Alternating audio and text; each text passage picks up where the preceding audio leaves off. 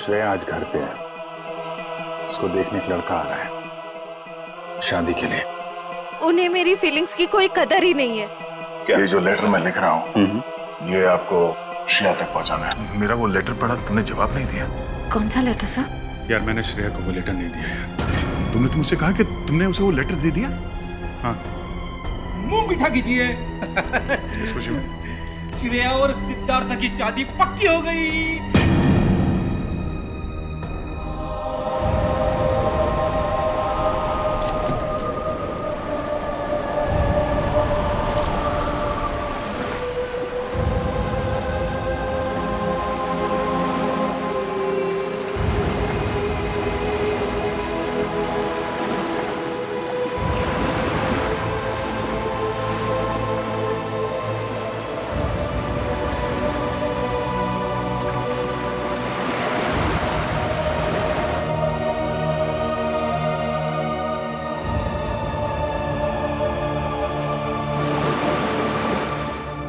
Sir बोलिए ना, क्या बात है? नहीं वो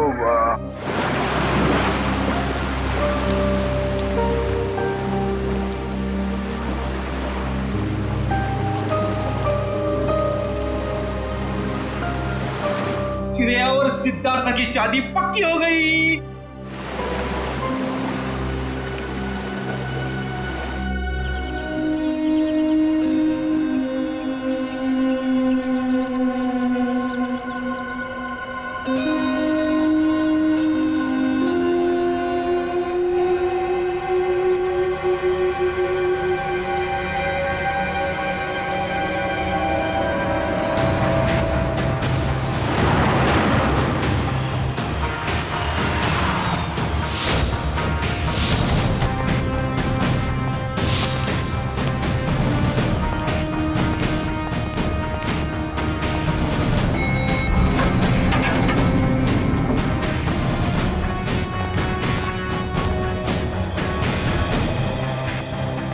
कहाँ है लाश? सर वो उस कैबिन में।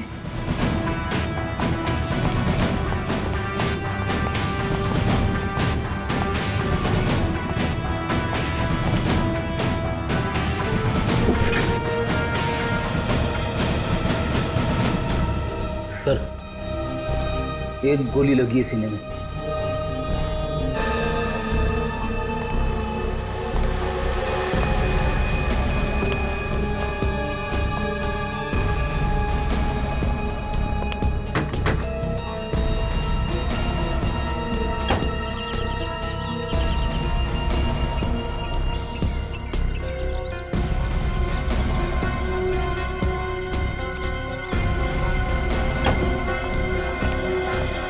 पूर्वी सर। लाश किधर? सर अंदर आइए सर।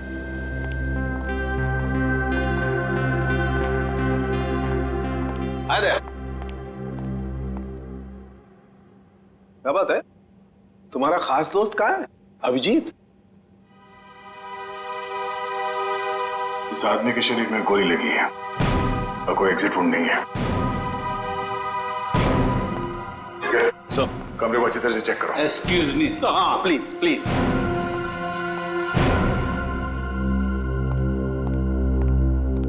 ये तारिका क्या हुआ है? ये तो एकदम उखड़ गया था।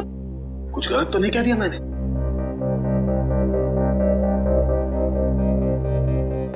कैसे हुआ ये सब? हमें नहीं पता है सर। क्या नाम है आपका? जी श्लोक।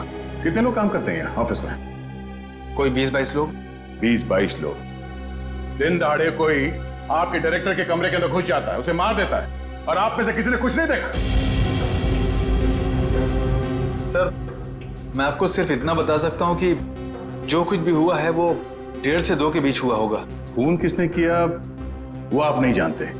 खून कितने बजे हुआ ये आपको मालूम है? हाँ सर, क्योंकि सर के केबिन का दरवाजा 1:30 से 2 के बीच अपने आप लॉक हो जाता है। क्यों लॉक हो जाता है वो तो नहीं पता, सर ने ऐसे ही बनवाया है।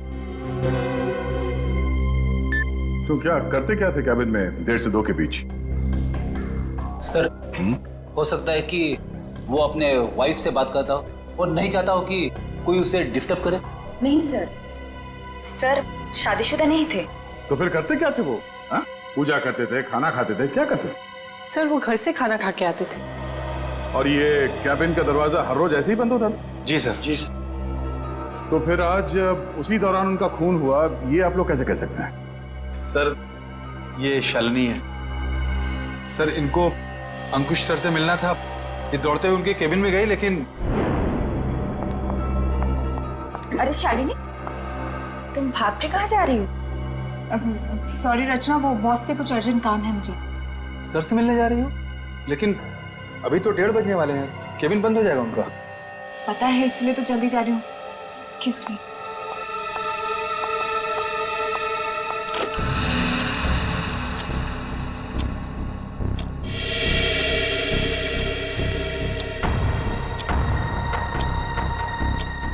अब और आधा घंटा वेट करना पड़ेगा।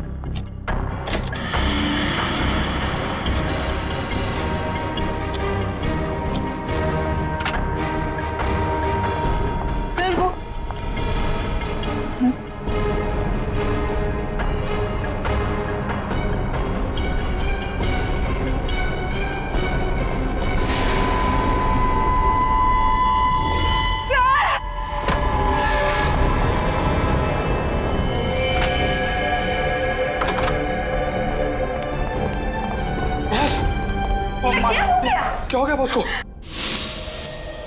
तो इसीलिए आप लोगों का मानना है कि दरवाजा बंद होने के बाद उनका खून? हाँ सर। सर कैबिन में कोई हथियार नहीं मिला।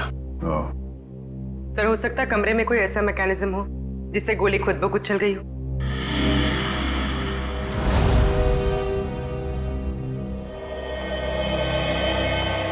डॉक्टर साहब, ये खूनी कहाँ खड़ा होगा जब उसने गोली चलाई?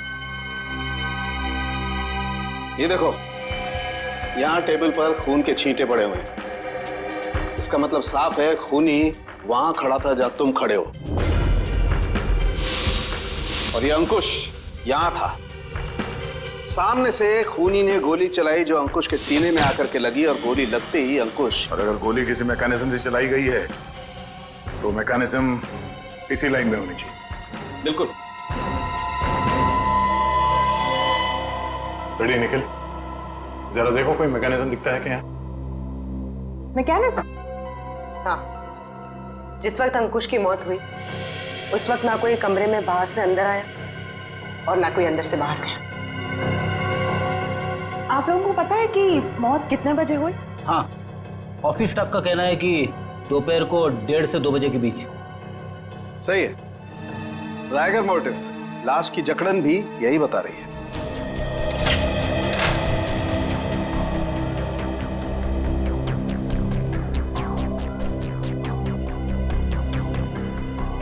सर, यहाँ तो कोई मैकेनिज्म दिख नहीं रहा है। सर, यहाँ भी ऐसी कोई चीज दिखाई दे नहीं रही है।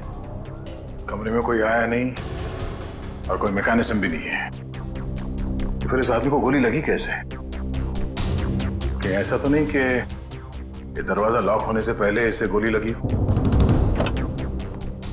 एक बात बताइए, आप में से किसी ने ये दरवाजा बंद होने से पहले अंकुश को जिंदा देखा था?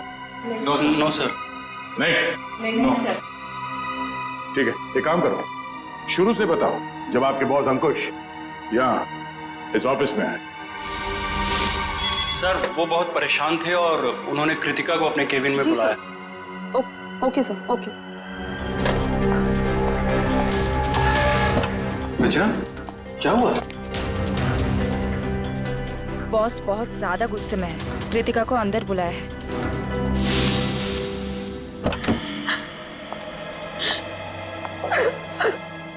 क्या हुआ कृतिका? रो क्यों रही हो? कुछ नहीं, अरे बताओ ना, रो क्यों रही हो? कुछ नहीं हुआ। अरे बताओ तो कृतिका। तो कृतिका अभी कहाँ है? ऑफिस से चली गई क्या वो? नहीं सर, उसका बैग तो यहीं है।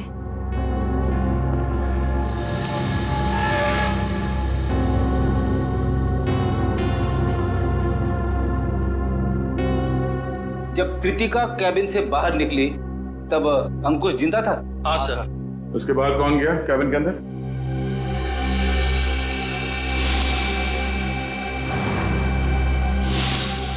देखिए, हम एक सवाल 2 बार नहीं पूछेंगे आप लोगों से। हम यहाँ ये पता करने की कोशिश कर रहे हैं कि आपके बॉस का खून किसने किया, और इसके लिए हमें आपके सहयोग की जरूरत है। और आपके ऐसे चुप रहने से कुछ हासिल नहीं होगा, इसलिए बताइए, कृतिका के बाहर आने के बाद अंकुश के कैबिन में कौन गया था? सर, त्र्यंबक, रचना और मैं। उस वक्त कितने बजे थे?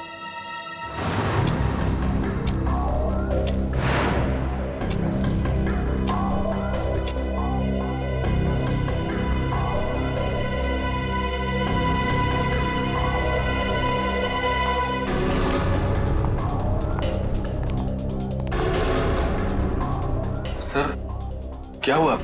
आपने हमें बुलाया? ये पूछो क्या नहीं हुआ है। क्या सर, क्या नहीं हुआ? ईमानदारी नहीं हुई, वफादारी नहीं हुई। सर, हम कुछ समझे नहीं। देखो, तुम तीनों बहुत मुश्किल में हो। मुश्किल में? हाँ, मुझे ये पता चला है कि तुम तीनों में से कोई एक हमारे डिजाइन्स कॉम्पिटिटर्स को बेच रहा है। नहीं सर, हम ऐसा नहीं कर सकते। हाँ सर, मुझे तो ये भी नहीं पता कि हमारे कंपटीटर्स है कौन। मेरे पास सबूत है और मैं तुम तीनों को जेल भिजवा सकता हूं, लेकिन मैं ऐसा नहीं करूंगा। चुपचाप शाम के 5 बजे तक मुझे बता दो वो आदमी कौन है। हाँ, उसकी नौकरी तो नहीं रहेगी, लेकिन उसे मैं जेल जाने से जरूर बचा लूंगा। लेकिन सर, हम लोग। मेरे पास ज्यादा समय नहीं, जितना मैंने कहा है उतना करो। तो कोई कंपनी के सीक्रेट्स बेच रहा था? हाँ? सर, अंकुश जरूर भड़का होगा इस धोखे से। कोई भी भड़केगा। बहुत तकलीफ होती है जब उसका कोई करीबी उसे धोखा देता है।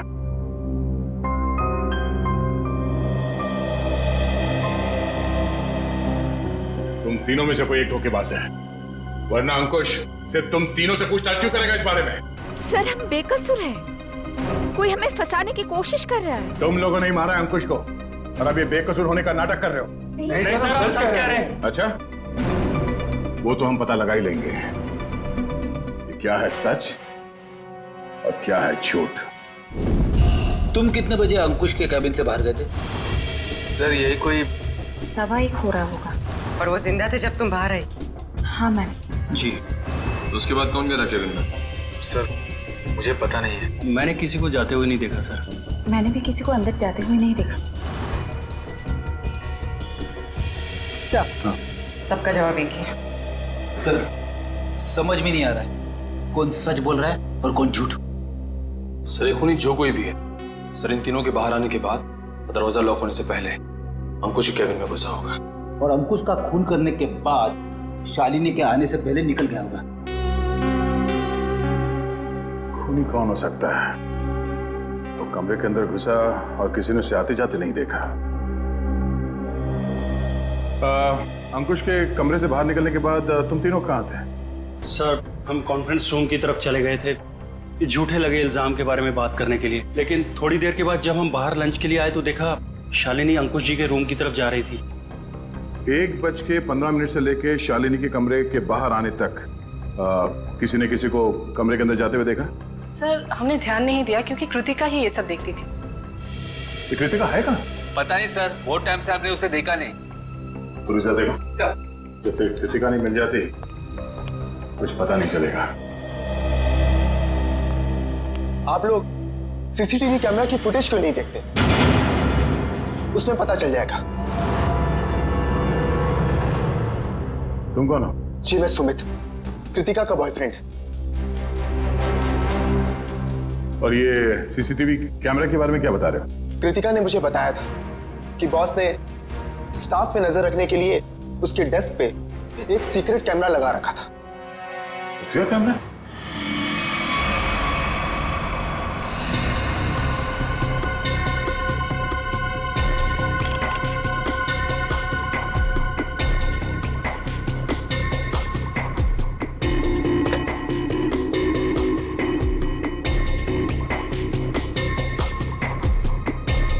यहाँ पे तो कोई कैमरा दिख ही नहीं रहा है।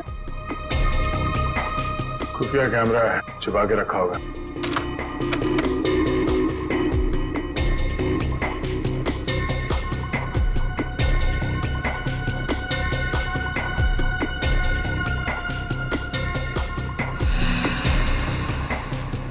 ये देखो, लाफिंग बुद्धा की आंखों में कैमरा है। निखिल, पता करो इसका रिसीवर कहाँ है।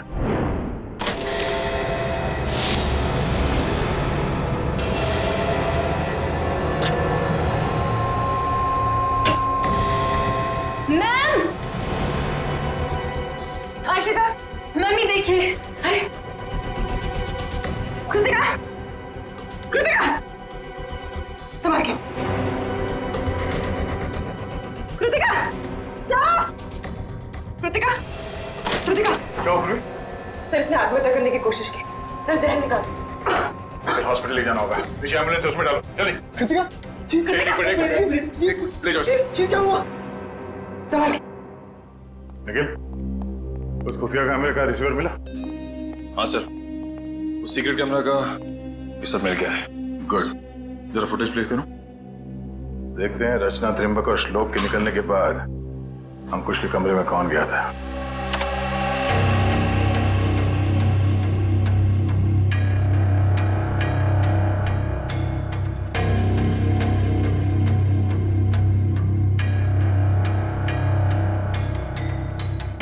उन तीनों ने कृतिका के बारे में जो कहा था वो तो सही निकला। अब आगे देखते हैं।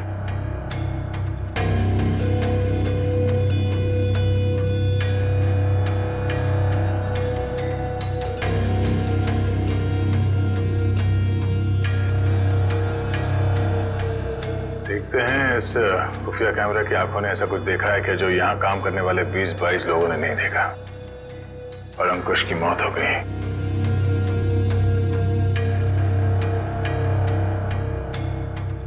एक मिनट रुको सर, ये आदमी कौन है? क्लियर, फॉरवर्ड करो सर। बस, इसका चेहरा तो ठीक से दिख ही नहीं रहा है। ये आदमी कैबिन के अंदर गया एक 20 को, बाहर निकला एक 25 को, और बड़ी हड़बड़ाहट में निकला है बाहर। निकल, एक काम करो, ऑफिस के स्टाफ मेंबर्स को बुलाओ, और हाँ, उस वॉचमैन को भी लेके आओ अंदर।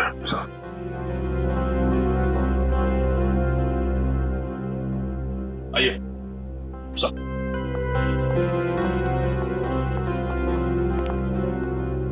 देखिए, इस आदमी को पहचानते हैं आप? नहीं सर, हमने इन्हें कभी ऑफिस में नहीं देखा। तुम?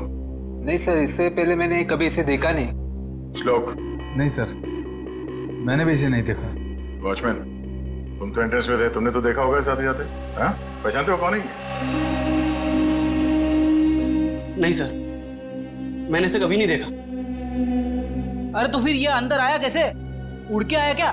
मेरा एक फोन आया था, मैं 5 मिनट के लिए थोड़ी दूर चला गया था, शायद ये तब आया होगा। अच्छा, निखिल, एंट्रेंस में जो कैमरा है उसका फुटेज चेक करो।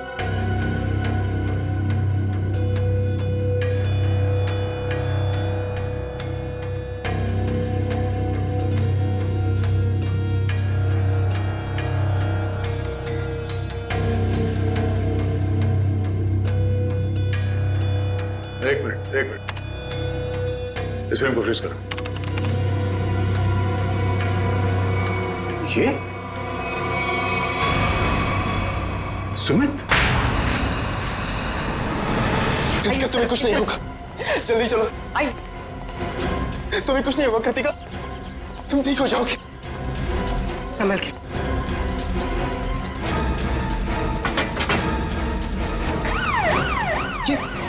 नहीं जा रहा।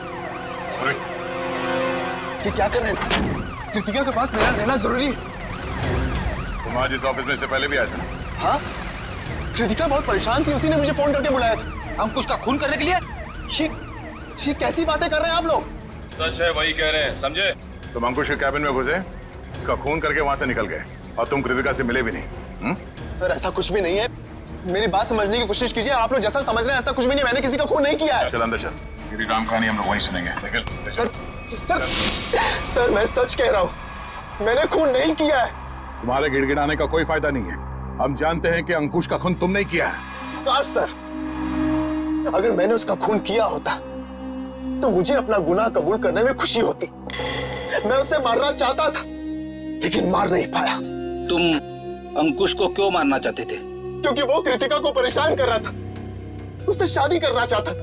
कहता था कि अगर शादी नहीं करोगी तो उसे नौकरी से निकाल देगा। बार बार अपने एमडी होने की धमकी देता था। क्या करती बेचारी कृतिका, उसके ऊपर उसके बूढ़े माँ बाप की जिम्मेदारी थी। इसीलिए तुमने बदला ले लिया अंकुश का खून करके? हा? नहीं सर, तब मुझे कृतिका ने बुलाया था, वो बहुत रो रही थी। अंकुश ने फिर से उसे धमकी दी थी, पर जब मैं ऑफिस पहुंचा तो मुझे वो नहीं दिखी।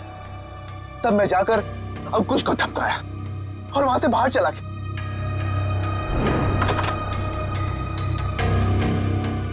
कौन हो तुम? बहुत हो गया अंकुश, कृतिका से दूर रहना, वरना क्या करोगे? जान से मार दूंगा तुझे।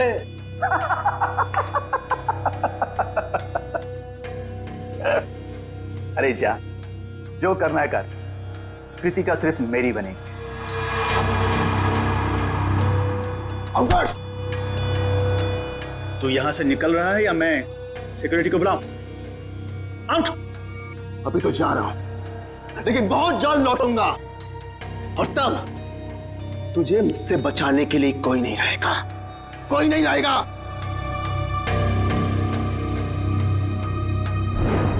हमारे पास सबूत है, तुम 1:20 में अंकुश के कमरे के अंदर गए थे और ठीक 1:25 को बाहर निकले थे। क्यों? फिर भी मैं बार बार यही कहूंगा कि मैंने खून नहीं किया है। देखो सुमित, दया सर को गुस्सा मत दिलाओ, सीधी तरीके से मान जाओ कि खून तुमने किया है। क्योंकि तुम्हारे जाने के बाद यहाँ की स्टाफ शालिनी जब कैबिन में गई तब अंकुश मरा पड़ा था। सर मेरा विश्वास कीजिए, मैंने खून नहीं किया है, प्लीज मेरा यकीन कीजिए आप लोग। याद देखो। सर, गन पाउडर की स्मेल, स्प्रे देना। एक मिनट,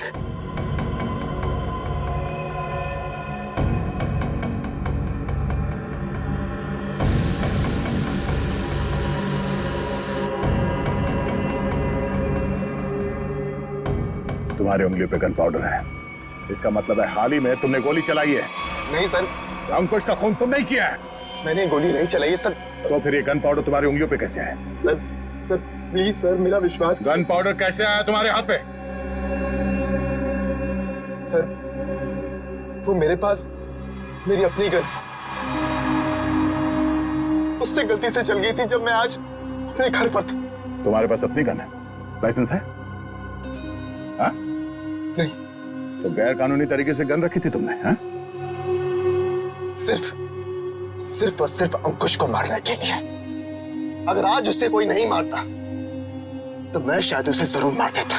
तो गन कहाँ रखी है तुमने? बाहर फ्लावर पॉट में। गन को बाहर क्यों छोड़ा तूने? हाँ?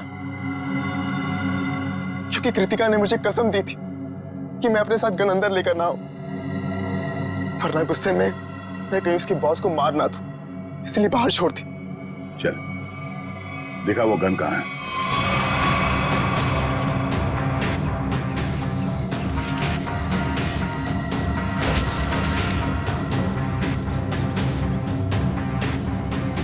ये तुम्हारी गन? हाँ सर।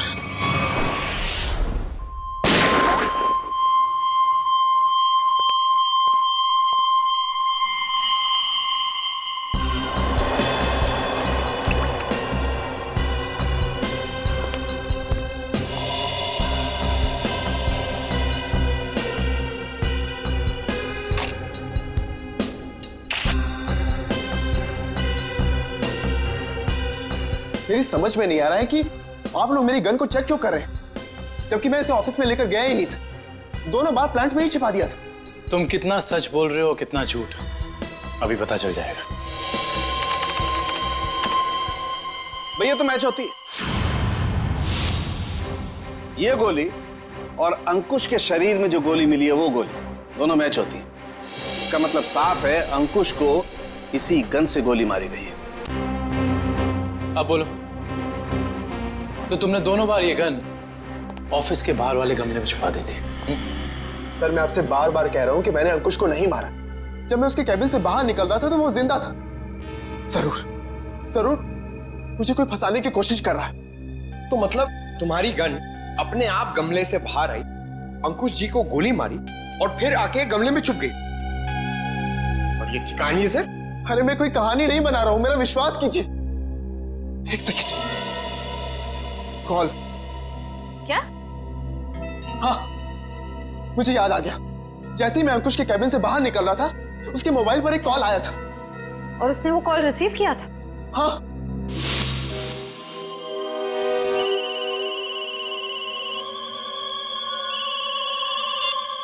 हाँ बोल। पंकज, अंकुश का मोबाइल चेक करो। सर। अगर अंकुश ने ये कॉल रिसीव किया है तो शायद वो तुम्हारे निर्दोष होने का सबूत हो।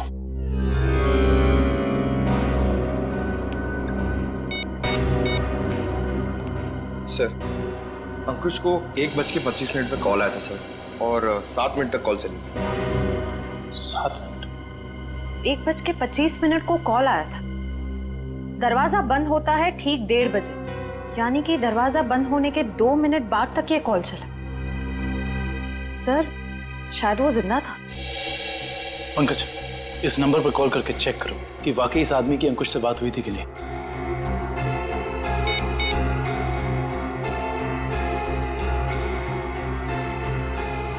अंकुश नहीं, मैं सीआईडी ऑफिसर पंकज बोल रहा हूँ। अच्छा एक बात बताइए, आपने आज अंकुश को फोन कॉल किया था? आपकी बात हुई थी उससे? अच्छा, लगभग कितने मिनट तक बात हुई थी? 5 से 7 मिनट। अच्छा ठीक है, थैंक यू वेरी मच। नहीं, कोई टेंशन। सर, 7 मिनट तक बात हुई थी सर। देखा सर, मैं सच कह रहा हूं, मैंने अंकुश को नहीं मारा है। इसका मतलब सुमित खूनी नहीं है। तो फिर खूनी कौन है? कहीं खूनी पहले से ही तो कैबिन में छुपकर नहीं बैठा था और दरवाजा लॉक होते ही उसने अंकुश को गोली मार दी और फिर वहां बैठकर इंतजार कर रहा था। और जब 2 बजे बाकी का सारा स्टाफ अंदर आया कैबिन में अंकुश की लाश देखने, तो मौका देखकर वो भी उनके साथ निकल गया।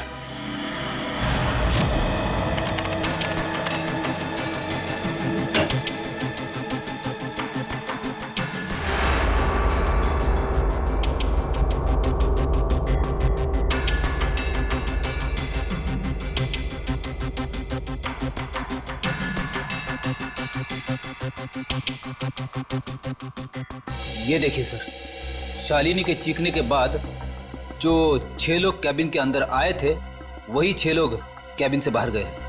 इसका मतलब है कैबिन के अंदर कोई छुपा हुआ नहीं था। कैबिन के अंदर कोई छुपा हुआ नहीं था। इस दरवाजे से कोई अंदर नहीं आया और अंकुश इस कमरे में अकेला था जब ये दरवाजा बंद हुआ। तो इस कमरे के अंदर आने का इस दरवाजे के अलावा सिर्फ एक ही रास्ता है, वही ये खिड़की।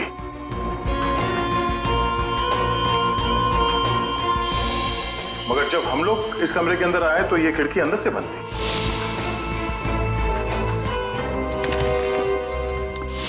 तो अगर हम ये मान के चले कि कोई इस खिड़की के जरिए अंदर आया है तो नीचे से ऊपर आना तो बहुत मुश्किल है और किसी ने तो देखा ही होगा उसे ऊपर आते हुए। दूसरा रास्ता बचता है ऊपर टेरेस से।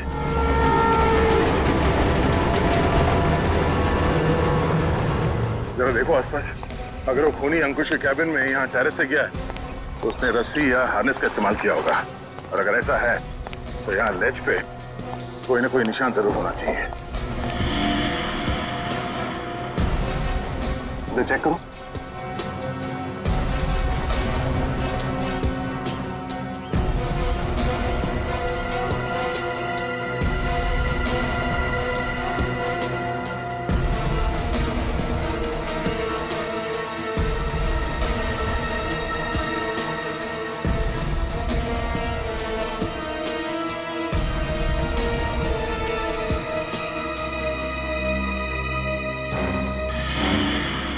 ये देखो, यहाँ पर निशान है। ये निशान, उसने रस्सी को यहां से बांधा और यहां से नीचे उतरा। क्योंकि ठीक नीचे यहाँ पे अंकुश का ऑफिस है। और फिर रस्सी सपोर्ट के लिए शायद वहां उस पे बांधा होगा। ये देखो, रस्सी के घिसने का निशान है यहाँ पे। इसका मतलब है उसने रस्सी यहाँ इस पाइप पे बांधा और वहां से नीचे अंकुश के कैबिन में गया। कमाल है सर, खूनी इतना कुछ करता रहा लेकिन किसी ने उसे देखा तक नहीं। खूनी ने जिस तरीके से मेहनत की है खून करने के लिए, उससे तो साफ साफ दिख रहा है सर, उसके दिल में कितनी नफरत भरी पड़ी थी अंकुश के लिए। ये पता करना पड़ेगा कि वो है कौन जिसे अंकुश से इतनी नफरत थी, और उसे ये भी पता था कि अंकुश के कैबिन का दरवाजा 1:30 से 2 बजे के बीच बंद होता है। वो ना हो ये कोई ऑफिस का ही आदमी है।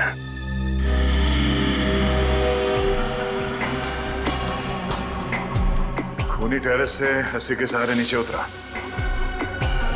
और फिर खिड़की के रास्ते कैबिन में आया। लेकिन आपने तो चेक किया था, खिड़की अंदर से बंद थी, जिसका बाहर से खुलना नामुमकिन था। एग्जैक्टली फ्रेडी, इसका मतलब है खून होने से पहले खूनी ने या उसका साथ देने वाला कोई ना कोई इस ऑफिस में था जिसने छुपके से ये लैच, खिड़की का लैच खोल दिया ताकि इसे बाहर से खोल सके। फिर सर खूनी ने खिड़की को अंदर से लॉकअप किया। ये शायद तब हुआ होगा जब ऑफिस के बाकी के स्टाफ मेंबर्स अंकुश की लाश देखने के लिए कैबिन के अंदर घुसे। खूनी यहाँ से अंदर आया और उसने अंकुश को गोली मार दी। गोली चलने की आवाज नहीं आई, शायद गन पे साइलेंसर लगा हुआ था। और फिर अपना काम करने के बाद खूनी वापस इस खिड़की से ऊपर चला गया। मगर खूनी ने एक गलती कर दी। वो क्या सर? लैच। जब उसने खिड़की खोलने के लिए ये लैच ऐसे खोला होगा, जाहिर सी बात है उसने ग्लव्स पहनने की तकलीफ नहीं की होगी। इसका मतलब खूनी के उंगलियों के निशान उस लैच पे है। हाँ फ्रेडी, और अब ये उंगलियों के निशान ही हमें खूनी के गर्दन तक ले जाएंगे।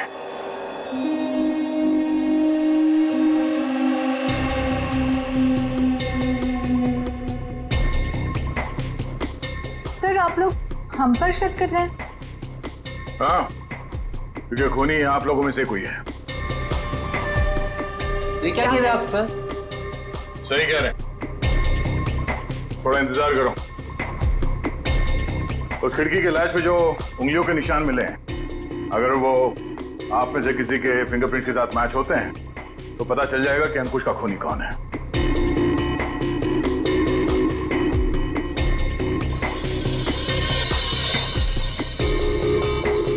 ठीक, आप जाइए, आप आइए।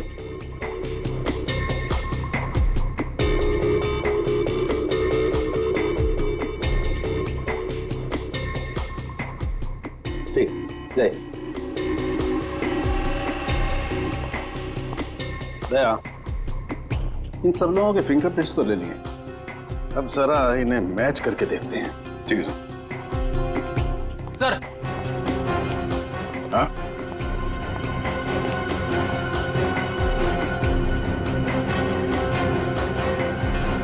खूनी ने टेरेस से नीचे उतरने के लिए जिस रस्सी का इस्तेमाल किया था, वो रस्सी कहीं मिल नहीं रही है।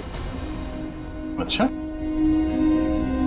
दीदी, वो रस्सी यहाँ ऑफिस में होनी चाहिए।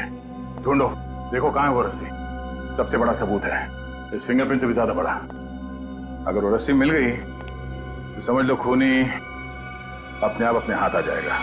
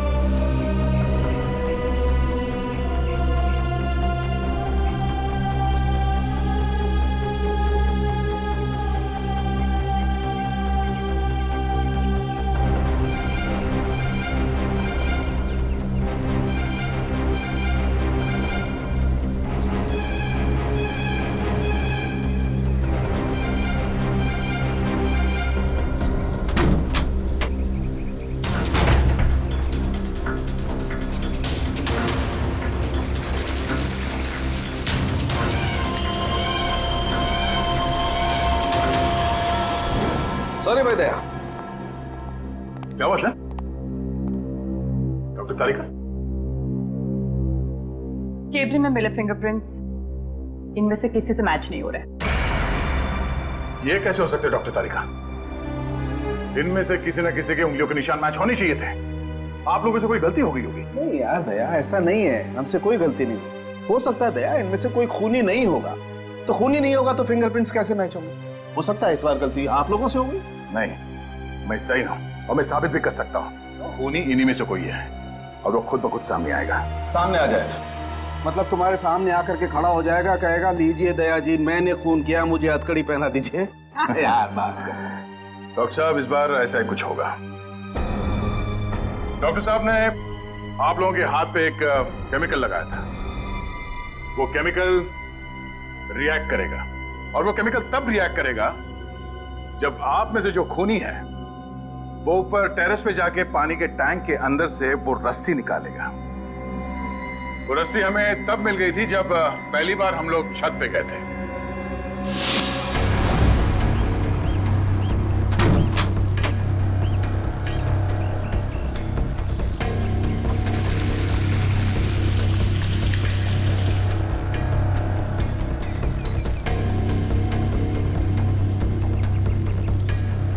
पूरी तैयारी के साथ आया था।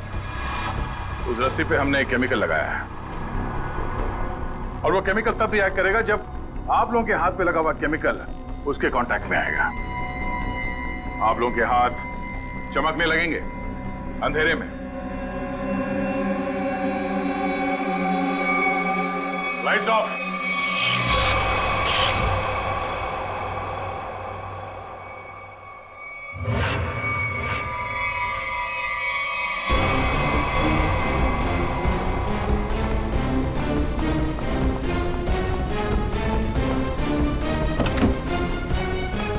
बस बहुत भाग लिया, अब और नहीं।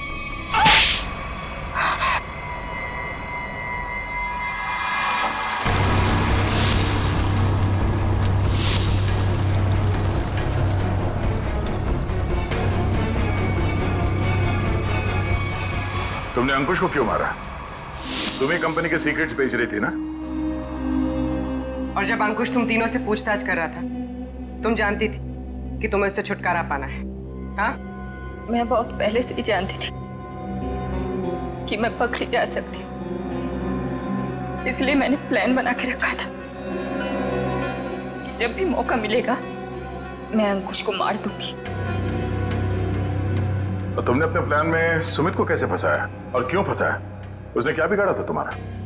मेरी सबसे अच्छी सहेली को मुझसे दूर कर दिया था।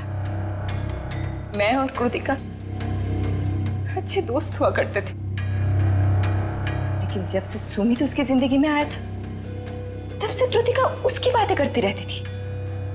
सुमित ऐसा है, सुमित वैसा है, सुमित ने ये किया, सुमित ने वो किया, सुमित सुमित सुमित। इस सुमित से मुझे नफरत होने लगी थी। दिन रात उसके साथ फोन पे लगी रहती थी। इस सुमित के चक्कर में वो मुझे भूल गई थी। और आज सर के केबिन से निकलने के बाद कृतिका ने जब सुमित को फोन करके बताया कि गन को कहीं छिपा देना, मैं अपनी सहेली को मैं वापस पाना चाहती थी। और यही सही मौका था सुमित को फंसाने का। इसलिए तुमने अंकुश को मारने के बाद अपनी गन सुमित के गन के साथ बदल दी, और अंकुश के शरीर पे जो गोली मिली वो उस गन के साथ मैच हो गई, जिसकी वजह से सुमित फंस गया।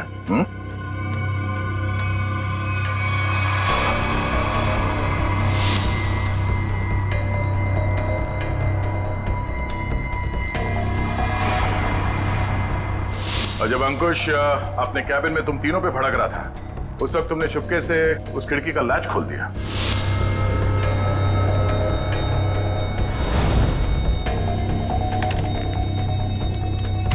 और तुमने मौका पाके विंडो का लैच तब लॉक किया जब सब अंकुश की डेड बॉडी देख रहे थे, है ना?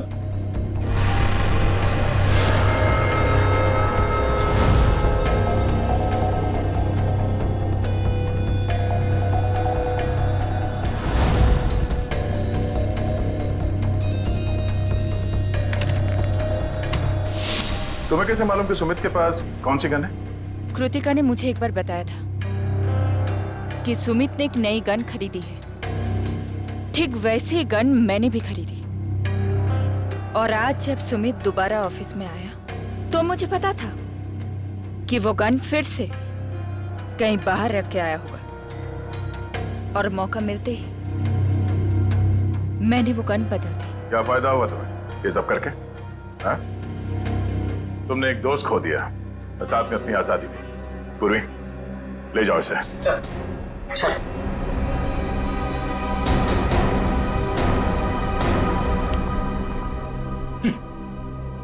लोग भी दोस्ती में क्या क्या करते हैं सर। हाँ फ्रेडी, कुछ तो पीठ पे छुरा घोंपते हैं।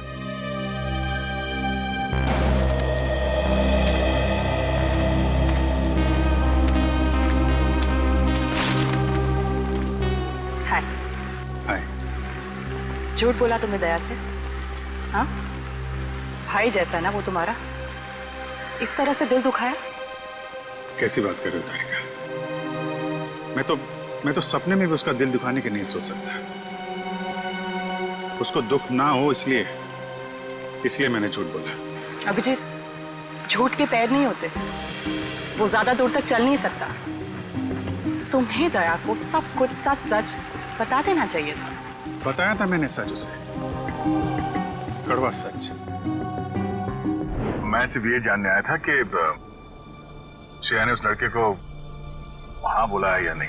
नहीं, वो हाँ बोल दिया श्रेया ने। लेकिन जब मैंने दया का चेहरा देखा, लगा जैसे किसी गोली ने उसके सीने को चीर दिया है।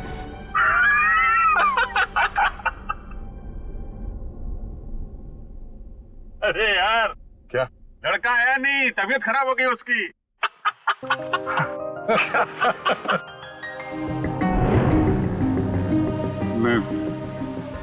मैं दया को इस हालत में नहीं देख सका। मैंने बात पलट दी, मैंने कहा कि मजाक था। सिद्धार्थ का परिवार तो आया ही नहीं। मैं जानता हूं ये गलत है तारिका, लेकिन ये गलत उस समय मुझे सही लगा। और दया का इतना इंपॉर्टेंट लेटर श्रेया को ना देना, ये भी तुमको सही लगा? क्या लगता है तुम्हें कि मैं जानबूझ के ये सब कर रहा हूं? मैं नहीं चाहता दया और श्रेया एक हो। दुनिया मुझे कुछ भी कहे, मुझे कोई फर्क नहीं पड़ता, लेकिन तारिका तुम मुझे गलत समझ रही हो। बहुत दुख हुआ मुझे, बहुत दुख हुआ। गया था मैं श्रेया के घर वो लेटर लेके। नमस्ते अभिजीत, तुम आओ अंदर आओ। श्रेया से थोड़ा काम था, वो है क्या? हाँ है, बैठो, मैं उसे बुलाती हूँ, बैठ जाओ।